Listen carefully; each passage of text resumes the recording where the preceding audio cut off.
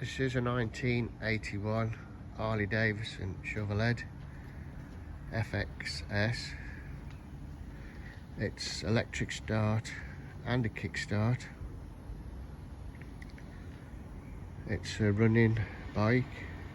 Have rode it. Gears work. I think the front brake needs bleeding.